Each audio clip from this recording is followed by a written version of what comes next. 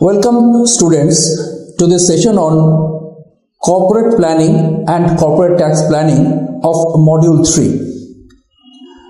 Students, in this session will be having an overall concept understanding of what is corporate planning and what is corporate tax planning. Then how corporate tax planning plays the effective role in the corporate planning and decision making.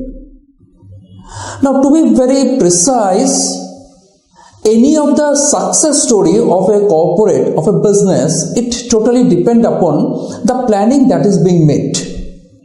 And the planning is always become successful when the end result for the stakeholders becomes fruitful, meaningful and profitable. And profitable means profit after tax.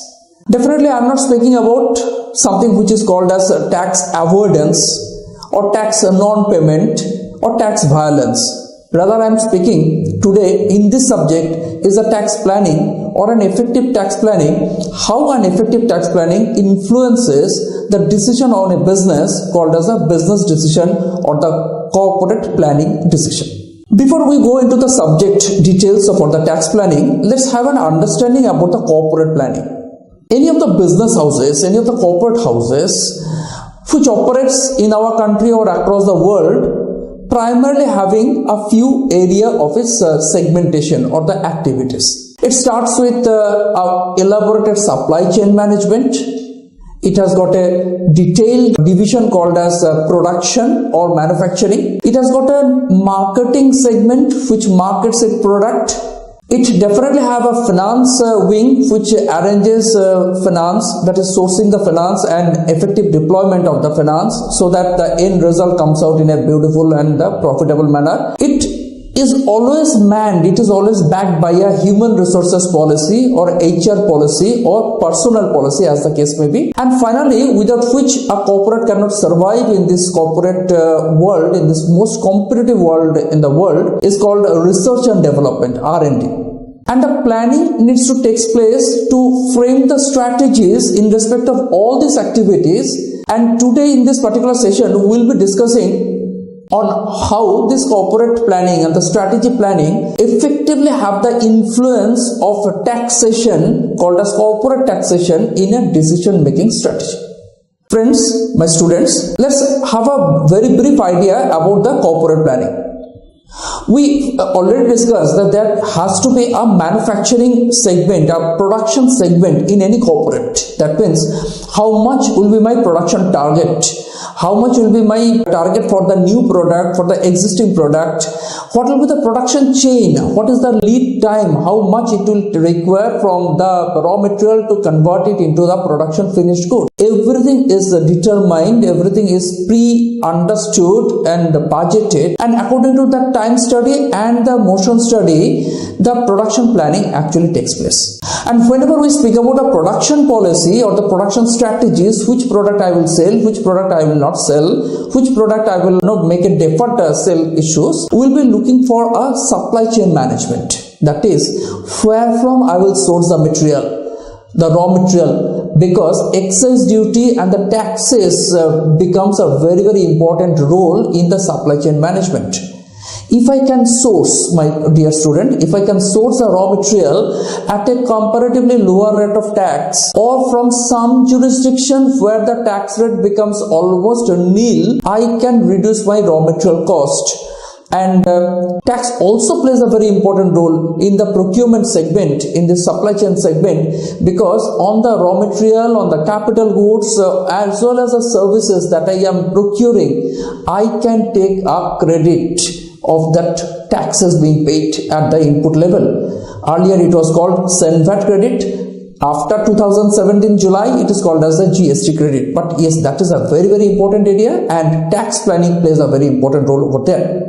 Comes about the marketing, that also plays a very important role, because I need to, as a corporate, need to sell my product, need to establish myself and need to become a market leader. So in a marketing strategies, should I go for my own marketing or should I go for an outsourced one? Should I go for a multi-layer marketing or single tier marketing? These are all the questions, and here also tax plays a very important role. We'll be coming on the tax planning side. Coming back to the issue of the most vital important of finance. Because sourcing of finance at a much comparable rate and deployment of the finance at a very accelerated increased rate of return ultimately gives the return to the shareholders or the stakeholders. And tax plays a very important role because the PBT, profit before tax, and the profit after tax, the relationship between these two is the tax. And tax, if I can reduce by a proper planning, that gives a real success to the stakeholders. And obviously this comes out in several ways, like taking a decision on what will be the sources of finance, the deployment source, the dividend policies, the investment policies, the policies for the new investment, the policies for shifting my jurisdiction of my business, the decision on the new business acquisition, merger, takeover, etc. So in every sphere there is a tax planning that plays into a corporate role. And if we speak about R&D, the research and development, it is the basic need for success, basic need for the survival for the corporates. And the corporates only get a success if we have an extremely good research and development for developing a new product as per the requirement of the economy. So let's come one by one. Tax planning, it's basically a legislative right. I am not avoiding, dear student, please have a conception clear. We are not avoiding tax. What we are doing in this particular subject, we are going to make effective tax planning to understand how tax planning reduces my tax liability. So if I have already understood what is a corporate planning, now shift this idea, this conception into a tax planning. In any tax planning, the fundamental thing that comes out is that how our tax planning under the tax laws effectively results in the higher rate of return to the stakeholders. In one way, it shows that you should have an extremely good and efficient sourcing policy. What is sourcing policy? The sourcing policy means where from I will source this money. Should I go for a debt capital, that means a loan borrowing, where I can get the benefit of interest payment for calculation of my profit before tax and profit after tax? Or should I go for own source, that is a source from my shareholders, from my equity source, wherein my liability remains with my dividend payment and the taxation of the dividend becomes an important issue so far as taking a decision which source I should prefer. To go further, in a situation where in the capital mix, in the capital structure, if I can introduce more amount of the bigger amount of debt capital as a bigger percentage of the debt capital into the total capital structure and a lower amount of equity in the total capital structure called as debt equity relationship, the result, because the interest becomes a fixed payment out, and after payment of the interest, the balance portion remains the money for the stakeholders. In other words, stakeholders get a better amount of return, better percentage of return if in the capital structure, in the capital mix, the greater amount of debt is embedded. So that means in a financial leverage, we are leveraging the capital structure, we are gearing the capital structure in which the more amount of debt is incorporated and a lower amount of equity is imparted. That results a very good return to the stakeholders, and that's precisely comes out of the question, out of this particular topic called as corporate tax planning. I move further. Tax planning is carried out by every of the corporates. We are speaking about the corporate tax policies for so many reasons. Let's understand reason number one, that if I can set up my industry in some specified tax haven zone or the tax neutral zone or no tax paying zone, say for example my unit is situated in a notified backward district or a backward state. For example, in my unit is situated at Dadra and Nagar Haveli or Uttaranchal or Himachal Pradesh or some of the northeastern state. These are the designated places where I can earn profit from my business, but my tax liability on the profit is nil for a particular number of years. Yes, my friends, tax planning plays a very important role because I need to take a decision whether I should place my new business to set up. Should it be in Mumbai or should it be in Taloja? Should it be in Silvassa? Should it be in Pantnagar of Himachal Pradesh? Is a decision, and tax planning plays the very vital role in this corporate planning. The second example that always can come up in tax planning with corporate planning, that means I being a corporate wanted to go for an infrastructure business. And in the infrastructure business, my business module will be setting up a construction of a highway or a bridge or a port or an airport. And for that port and airport or bridge or road would be used by the people, by the public of the country for a number of years, and I will be collecting toll taxes, toll or the toll charges on that usage. This revenue for me would be exempted from tax for a particular period of time, started or commencing from the date of its actual corporation, and it varies from the industry category: highway to bridge, bridge to road, road to port, port to airport, thermal power stations, or the power distribution centers. So the sections and provisions of Income Tax Act, the purpose is to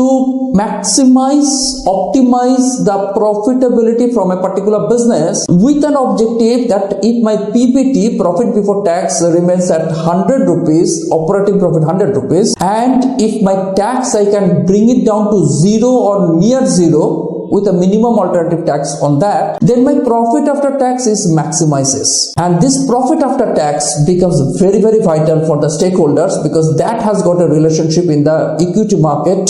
My prices of the shares will go up. In the debt market, I will get a reputation to get more amount of money on the borrowings. From the bank borrowings, maximum permissible bank finance, and lot many other sectors. So in short, capital market, the money market, the debt market, and the market in which I am going to penetrate in future depends on my profit after tax. The objectives of the tax planning, dear student, can have a look on the screen. Reducing the tax incidences. Please remember, it is not a tax avoidance. We are not going to avoid anything. We are going to plan. Avoiding litigations, I should not indulge, I should not invite that sort of a business model where the department will give me a lot of showcase notices. So another second objective would be avoiding the litigations. Third would be productive investment. The investment in the new corporates, in the new businesses should be productive and should be for the progressive in the economy. That means whatever I have done or doing should be incremental to the economy, for the country, for the society, for the stakeholders, everybody. And that's the objective of a corporate tax planning. I move further to speak about something more on this tax planning. Tax planning always coupled with a number of issues of fine distinction. Should I go for avoidance or planning? Definitely not avoidance. In other words, I got a receipt. Dear student, mind the word. I got a receipt, a capital receipt, say a compensation for premature termination of a contract in a business. And this huge amount of money, should it be chargeable to tax or should it not be? It depends upon the first question. Is it an income to me? If it is an income, it is taxable. And if I can define that it is a receipt, mere receipt and not an income, a number of Supreme Court judgments, number of jurisdictional authorities decisions are there. It says if it is a mere receipt, you can say it is not an income and you can avoid the taxes. But once again, the planning and avoidance has got a distinct difference, and these distinct differences are always important to keep it in mind. And finally, in case of research and development, everywhere we find it out, a higher and higher amount of benefits are being provided by the government. You spend 100 rupees. Earlier we used to get 200 rupees tax benefit. Now from this year onwards, 150 rupees tax benefit. Obviously, it's a great incentive. Why not? We should invest in the research and development. The society will be developed. The corporates will be developed. Tax is going to give a support, and that's it. It's a management decision. A management need to take a decision. That's a corporate decision backed by a planning on tax. An appropriate tax planning and tax computation. A tax compliance, I should not avoid any provisions of the tax laws. And finally, a payment that will be appropriate so far as the tax liability is concerned.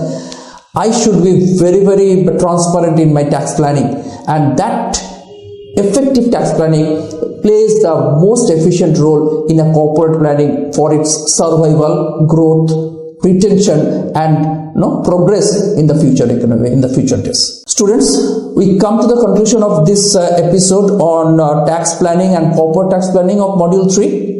Hope you have all enjoyed this very short session, and we'll be definitely in this process, we'll be definitely coming back to you, and definitely I have shared my views which definitely have enriched you about the basic conception of corporate planning and corporate tax planning. Thanks everybody for this session.